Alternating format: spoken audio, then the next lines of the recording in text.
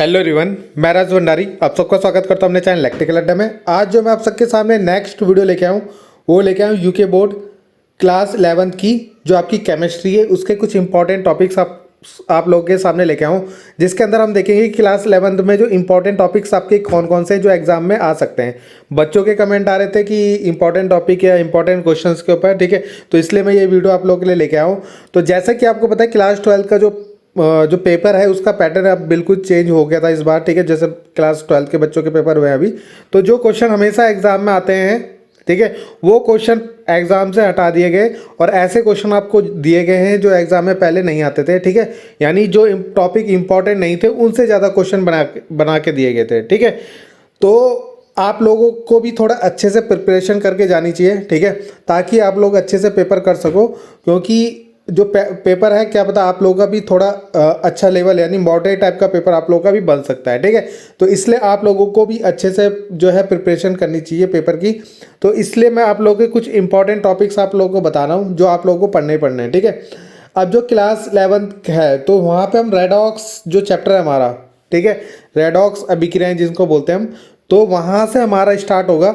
वहाँ से हम देखेंगे कुछ इंपॉर्टेंट क्वेश्चन। तो यहाँ पे जैसे ऑक्सीडेशन नंबर निकालना सबसे पहले, ठीक है। एक क्वेश्चन आपका एग्जाम में आएगा ही आएगा ऑक्सीडेशन नंबर निकालने के लिए, यानी ऑक्सीकरण संख्या निकालने के लिए, ठीक है, हिंदी में बोलेंगे। अब आपको ऑक्सीडेशन और जो रिडक्शन रिएक्शन है उसको बैलेंस करना, ठीक है।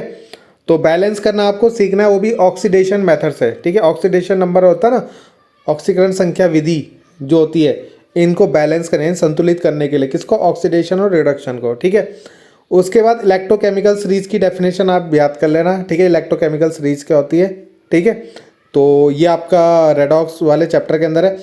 उसके बाद ऑर्गेनिक केमिस्ट्री के अंदर आपको पता है ये आपका चैप्टर है ऑर्गेनिक केमिस्ट्री के अंदर, तो वहाँ पे आपको कैटिनेशन की प्रॉपर्टी, आपको कैटिनेशन का डेफिनेशन आपको पता होनी चाहिए, ठीक है। उसका एग्जाम्पल याद कर लेना।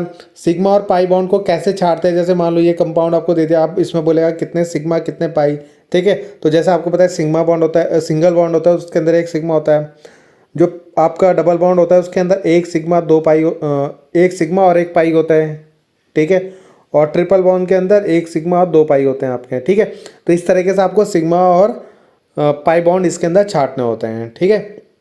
ऐसे क्वेश्चन आप एक दो कर लेना। फंक्शनल ग्रुप क्या होते हैं, होमोलोगस सीरीज क्या होती हैं, ठीक है, ये डेफिनेशन आप पढ़ लेना। आईपीएससी तो आपके पास आएंगे। अब मैं आपको कुछ तो आईपीएससी आप लोगों को प्रैक्टिस कराऊंगा, ठीक है। कुछ वीडियोस आप लोगों के लिए लेके आऊँगा जिसके अंदर हम इंपॉर्टेंट जो आईपीएससी नेम होंगे वो करेंगे, ठीक है। और आप लोगों को इन सब के फॉर्मूले पता होने चाहिए। टाउलिन का फॉर्मूला क्या होता है, क्लोरोबेंजीन का, फिनॉल, ये सब आपको फॉर्मूले याद होने चाहिए। Alcohol, benzaldehyde, benzoic acid, benzene, carbonyl chloride, aniline, nitrobenzene, benzene, nitrile, तो ये सब आईपीएससी के अंदर भी आते हैं आप लोग के, क्योंकि इनके आईपीएससी भी आपको मतलब आप लोगों के इनके स्ट्रक्चर याद होने चाहिए, ठीक है। उसके बाद आइसोमेरिज्म की डेफिनेशन आप लोगों को पता होनी चाहिए, ठीक है। अब आइसोमेरिज्म में आपको स्ट्रक्चरल आइसोमेरिज्म क्या होता है, पोजिशनल आइसोमेरिज्म क्या होता है, फंक्शनल आइसोमेरिज्म क्या होता है, मेटामेरिज्म क्या होता है और टॉटामेरिज्म क्या होता है, ठीक है। ये सारी आपको डेफिनेशन और इनके एग्जाम्पल आप लोगों को याद होने चाहिए, ठीक है।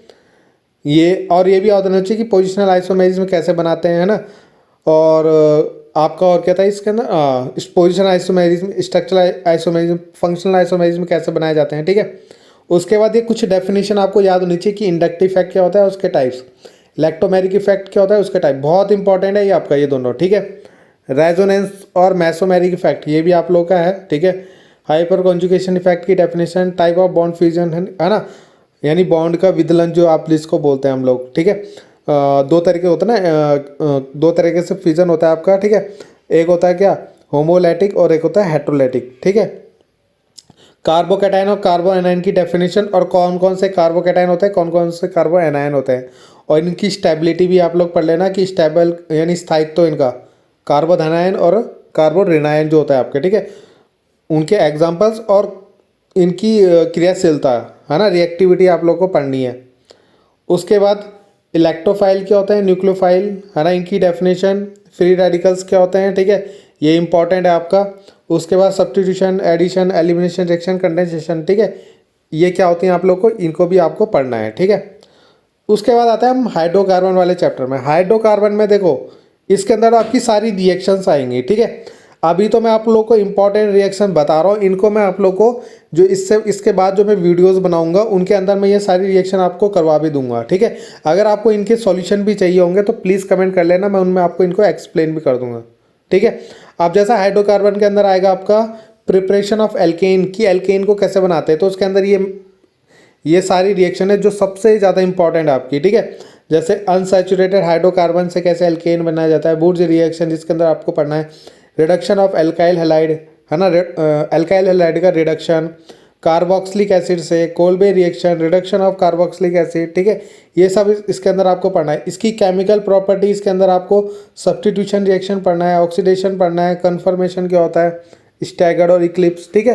तो ये जो इंपॉर्टेंट टॉपिक है ये आपको पढ़ने ही पढ़ना है, ठीक है।